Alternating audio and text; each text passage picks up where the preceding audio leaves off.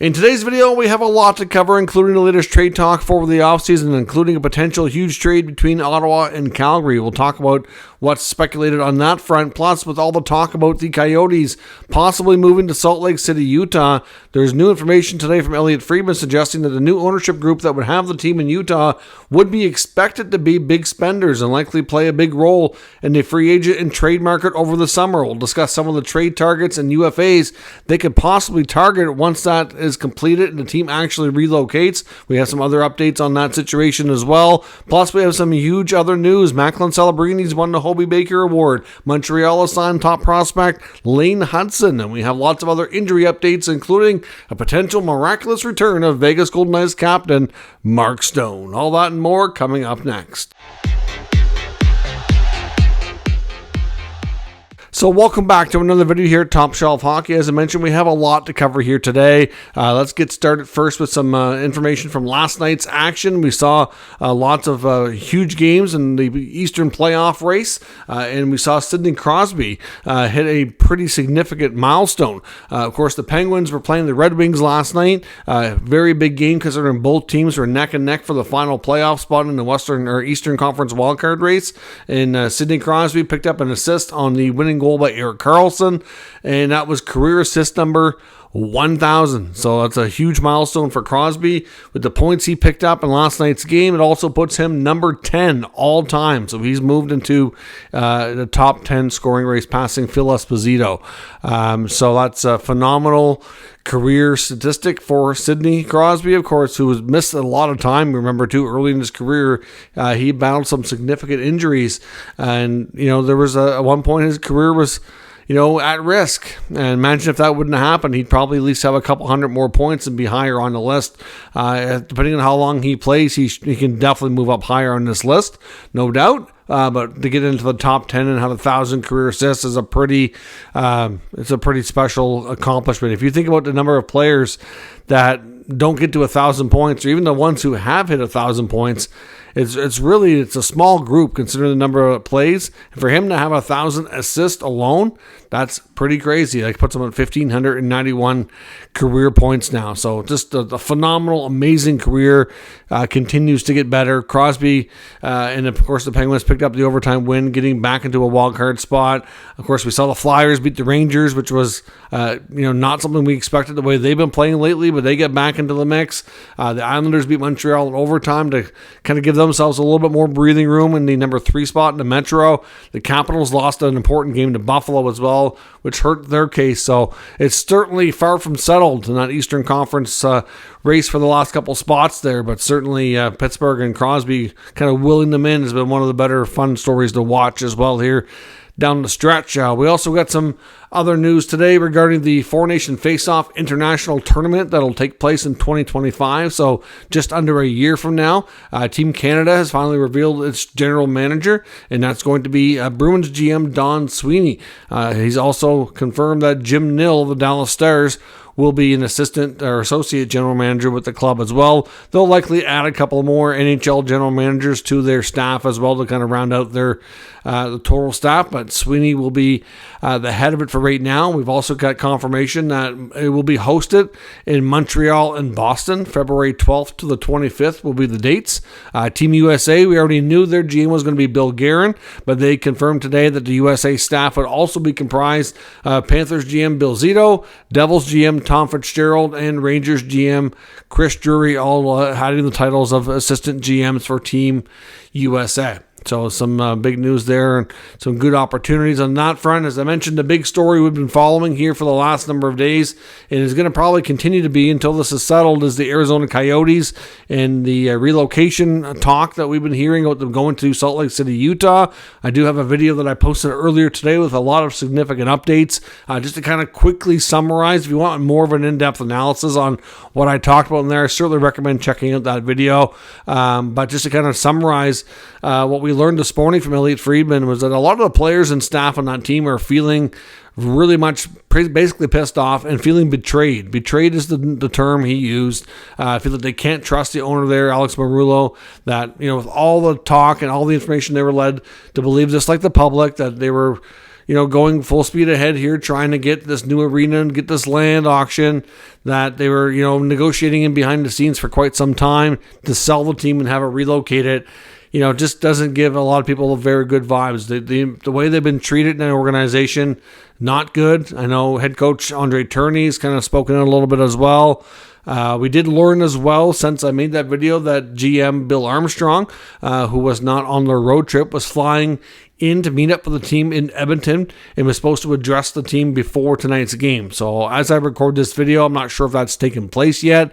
Given the time difference, it's probably getting close, if not already. Haven't seen anything in the news. Nothing's been leaked as far as what may or may not have been said at this point. But like I said, it's still early enough in the night that I'm not even sure that meeting is concluded here just yet, because I don't know the exact time he was meeting with them, and I don't know everything that he knows either. So certainly, it doesn't look good. It's still very much progressing towards a situation where the Coyotes are coming to an end. At least it looks that way.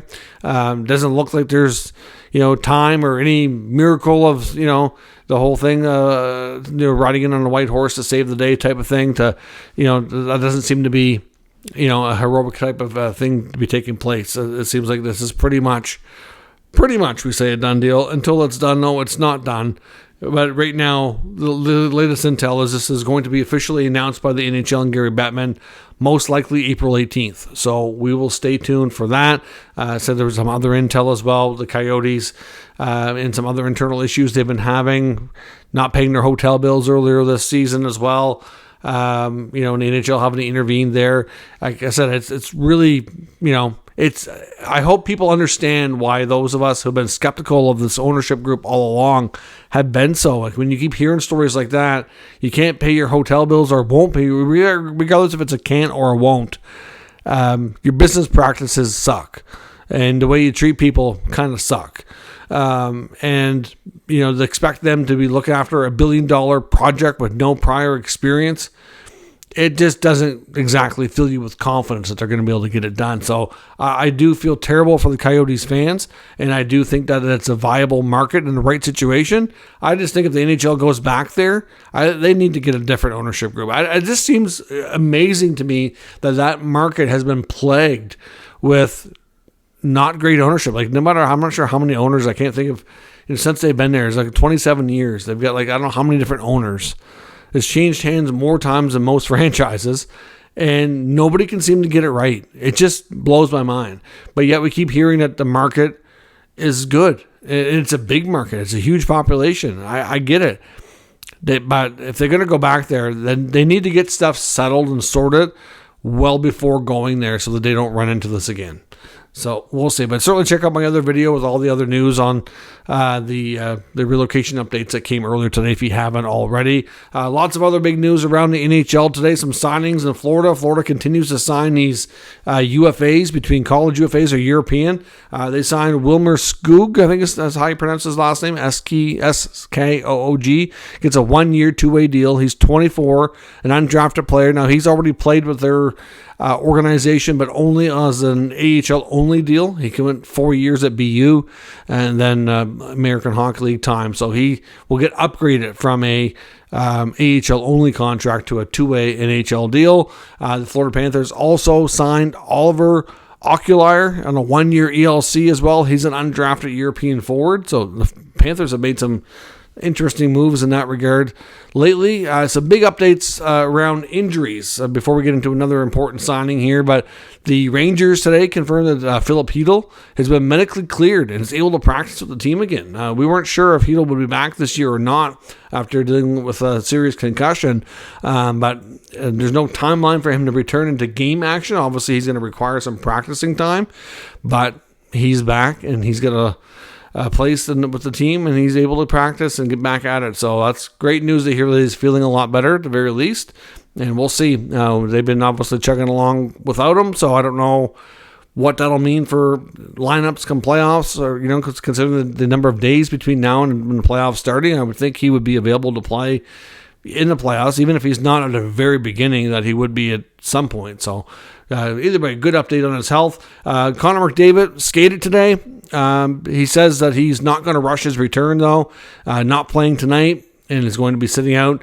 Not sure about the next game. He says he's taking it one day, one game at a time.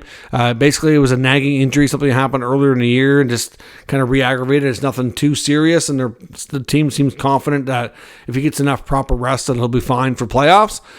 So he's not in a concern about the Art Ross race or getting that 100 assists. I'm sure there are numbers he'd love to hit, but at the same time, he's more focused on trying to win the Stanley Cup, so his health is taking precedence here. The Kraken today announced that they've returned some of their youngsters back to the AHL, to Coachella Valley, to compete for the rest of their regular season, since their regular season in Seattle is almost over. But Shane Wright had a solid return. Nice to see, but Shane Wright, Ryan Winterton, and Logan Morrison all going back to the AHL. The Leafs announced today that Max Domi is injured, dealing with injuries day to day. Hard to say, he may or may not play in their next game. They definitely want to make sure that everybody's healthy as possible for the playoffs. So they're definitely going to probably see a little bit of players dealing with stuff sitting out. They're probably not going to rest just for the sake of resting, but if they're dealing with an injury and they need time, then they're going to get it. In Vegas, a couple of updates. Alex Pietrangelo is definitely missing tonight's game as well. Likely the next one as well. After that, no clear timeline on his return just yet. And the other big news in Vegas today is Mark Stone has been cleared to practice. He was in a no-contact jersey on the ice today, but he was on the ice, and he is cleared to practice. The exact same thing happened last year. 8 days before the playoffs started, that he came back to practice, and then he was available in game one. So, like I said before, I had no doubt, based on all the reports of the injury with the spleen injury he was dealing with. But based on what we knew of the injury, everything that most people researched said 3 to 6 months recovery. It's only been 2. So there's a lot of people online that are pissed and saying that, they got to investigate this. I don't know. I think it boils down to this. Honestly, I think with Vegas, I think they're willing to because if you got to remember, some of these players like Mark Stone, I honestly don't think his health is good. And I think a lot of players would play through stuff because they're trying to battle through, help their teams, and they want to win and all that, right? Not that Mark Stone doesn't, but they're confident enough in Vegas that they can win without him to the point to get into the playoffs. And I honestly think that it's not that he's not legit hurt. He's just more willing to play through stuff in the playoffs. That's the way it sounds to me, whereas other players are maybe in better health and are more able to play through stuff. I don't know. But I will admit, I do agree with people that are mad. It does look sketchy when you multiple years in a row, miss big chunks of the season in the regular season, allow your team to use LTIR to add on a bunch more money and salary and star players, and then you miraculously return. It's a serious issue, and the NHL needs to look at this if that's indeed the case. So I get it. I don't doubt that he was hurt, though. I honestly don't think his overall body's in great shape and whatever, but this is just, it smells bad, it looks bad, and I understand why people are upset. He's almost like, if you watch wrestling from back in the 90s and early 2000s, it's like the Undertaker popping out of the casket when game one opens up. It's like, oh my God, he's back, right? That's just, it's getting old. It's happened too many years in a row now. So we'll be curious to see if anything more of a fuss is made about this at the league level. As mentioned, we get a big signing in Montreal. Montreal has signed arguably their top prospect. He's going to wear number 48, and that's Lane Hutson, of course, who was just eliminated from the NCAA's Frozen Four after BU was eliminated. The championship game is going to end up between BC, so Boston College, and the University of Denver. BU had a phenomenal season, but fell short in the opening game of the Frozen Four. So Hutson comes out of college, signs with the Montreal Canadiens. They play Ottawa tomorrow night. He's not expected to be available and be there for that game. But after that, Montreal goes to Detroit, and they do a home-and-home with the Red Wings to complete the season. So I believe he's from the Detroit area, if I'm not mistaken, and I believe he's going to be expecting to meet up with the team and be there for their game against the Red Wings, and that's likely when he's going to make his NHL debut. I mean, he's had a phenomenal run at college hockey. A lot of people are looking forward to see what he can do in the NHL. He's only going to play 1 or maybe 2 games at most, but it's a small taste. He gets to burn a year of his contract, and the Habs will get a small sample here of what he can do at the pro level. So, like I said, the Habs are loaded and with prospects, and be curious to see how many of these guys work out for them. I know Luke Tuck was another guy, a teammate there that he could be signing to. So we'll see on that front. But for now, Hutson will be making his debut soon, and we'll get to see him in a Montreal jersey. I know there were some people in Montreal media that were convinced that he wasn't going to sign with them and that the Habs were going to end up having to trade him, but that is not the case at all. The Hobey Baker Award goes to the projected first overall pick in the 2024 NHL draft this year. Hutson Celebrini, the youngest player in college hockey, gets the top honor in college hockey in his first season. He absolutely dominated, and certainly, beat out finalists Cutter Gauthier and Jackson Blake. Lots of other great players in college hockey this year too. It'll be Will Smith, Ryan Leonard, etc. Perot. They all the Boston College boys had big seasons. Celebrini, of course, who was teammates with Lane Hutson, had a phenomenal year, and he looks to be like a really, really good choice for a first overall pick. He should be I'm not sure if we're going to I don't know if we can call him a generational player. I don't know if it's that far with it, but he seems to be a little bit more complete player than Bedard, but I'm not sure that he's going to have the offensive upside of a Bedard. Time will tell. It's early until these guys get to the pros. It's really hard to see how they adapt and everything translates, but phenomenal player for sure, and gets a huge honor winning the Hobey Baker Award as a 17-year-old in U.S. college hockey, which is phenomenal for him. Now, as I mentioned, a couple of rumors I want to look at. One article from the Edmonton Journal talking about a trade between Calgary and Ottawa this year. One addressing the fact that Jacob Markstrom likely going to be on the move for the Flames, talking about how things were close to him being traded before the trade deadline this year, and the relationship breakdown, and the odds are of him moving again this offseason. Well, they reference the fact that the Sens are going to want to make changes in goal after horrific goaltending stats between Forsberg and Korpisalo this year, which is true. The Sens definitely need to look at upgrading their goaltending. There's no doubt there. But the article suggests that the Flames really like center Shane Pinto, and maybe a deal could be reached on that front. Like I said, I think Jim Matheson of the Edmonton Journal might be a little bit out to lunch. Would the Sens be interested in Markstrom? I can see that being the case. I can totally see Steve Staios checking in to see if a deal could be had. Now, of course, he has a no trade. So does he want to go to Ottawa? I don't know. He's played in multiple Canadian markets out west in Calgary and Vancouver. Certainly we know he's not opposed to playing in Canada, but where does he want to go? I don't know how he'd feel about that. So that's part of it. We don't know. But would they be interested in him? I can see him being one of their targets for sure. It makes a lot of sense. He's been linked to other teams too, like the Kings, like the Devils. But if the Sens were to make a deal with the Flames for Markstrom, there's no way they would include Shane Pinto. They are not deep enough down the middle to include one of their top centermen. They continuously have injury issues with Josh Norris.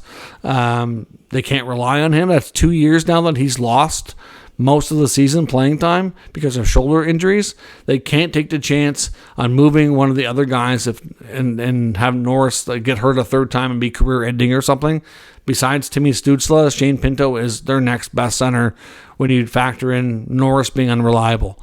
And I honestly think for the upcoming season, Norris is better off to move to the wing if he can resume playing and be okay.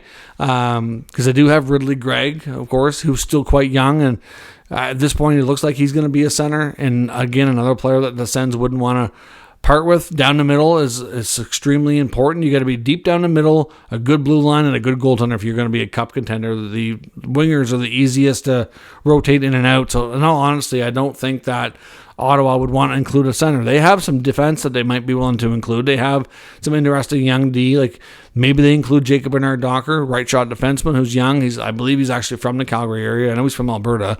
So, I mean, that not to say that he was a big enough piece on his own to get the deal done. He wouldn't be, but it's a start. I'm just saying that might be one piece they would include.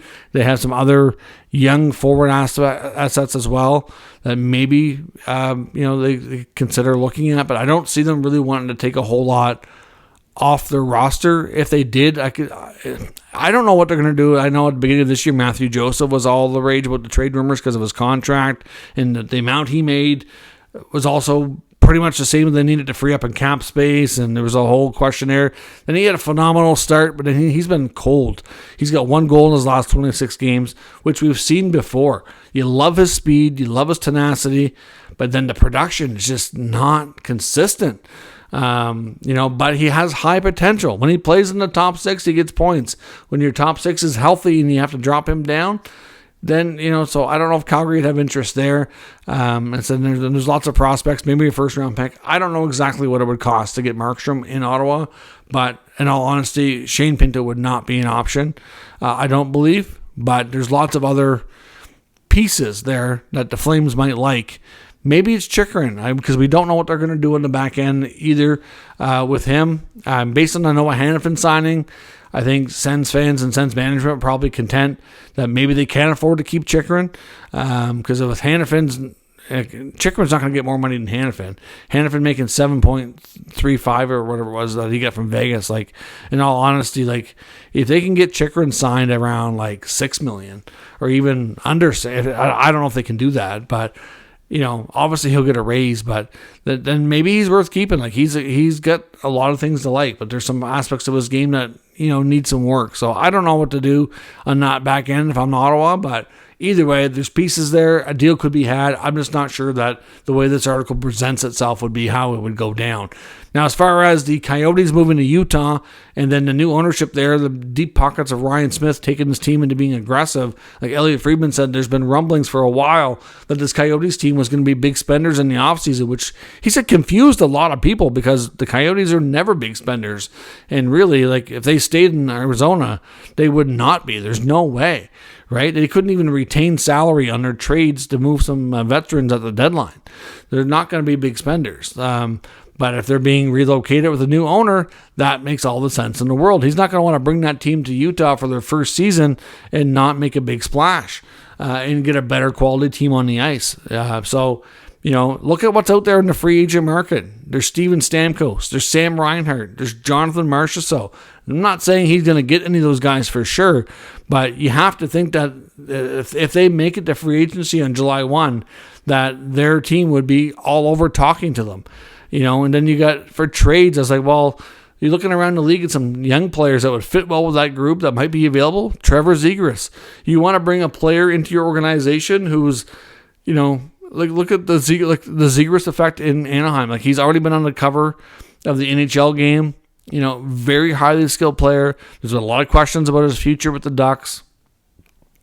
He's just a very marketable guy, a highly skilled guy, somebody you could put on, a lot of covers, whether it be newspaper articles, magazine covers, he's just a marketable, skilled player.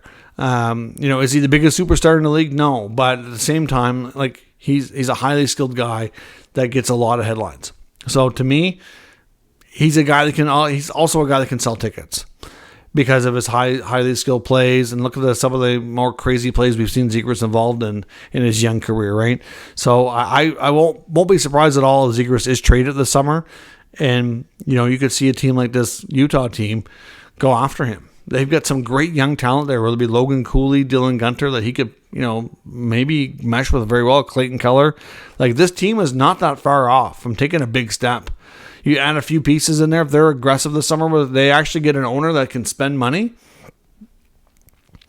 I don't know if they're going to have the same management team or not, but they've got good salary cap flexibility.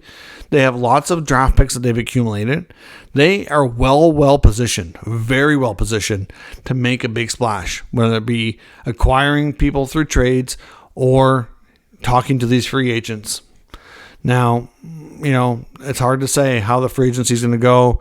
Some of these players may end up with their existing teams. Maybe they go elsewhere. I don't know. There's going to be lots of competition. But, could this new Coyotes team going to Utah end up landing a guy like Zegras or Stamkos or Reinhart or Marchessault? Like, for Marchessault, it wouldn't be all that far of a move. Maybe that's something he's willing to entertain if he can't stay in Vegas. At this point, the fact that there's been no negotiations on any of those players is concerning, and I still think it's possible they get something worked out to stay where they are. Until it's done, it's not a done deal, and it's just hard to say with certainty. But it would be weird in a way to see this Coyotes team be aggressive and on the open market to bring in bigger name players. But it would be, at the same time, a breath of fresh air, and unfortunate for the fans that are possibly losing their team to see them go elsewhere and to finally get that and to get better and to be a chance to be a playoff team. Everything they've been waiting and hoping for the last number of years. It's a real kick in the gonads, so it's unfortunate, but it sounds like that's the direction that new owner Ryan Smith wants to take them, assuming this deal can get close. So let me know your thoughts on everything going down with Arizona, the trade between Ottawa and Calgary. We discussed the signings, the Mark Stone situation, lots of news here today. Give me your thoughts in the comments. We'll discuss further. If you're new to this channel, make sure you subscribe and stick around. We'll keep you up to date with all the news, rumors, and analysis of all 32 NHL teams. Thanks for watching, and I'll catch you next time.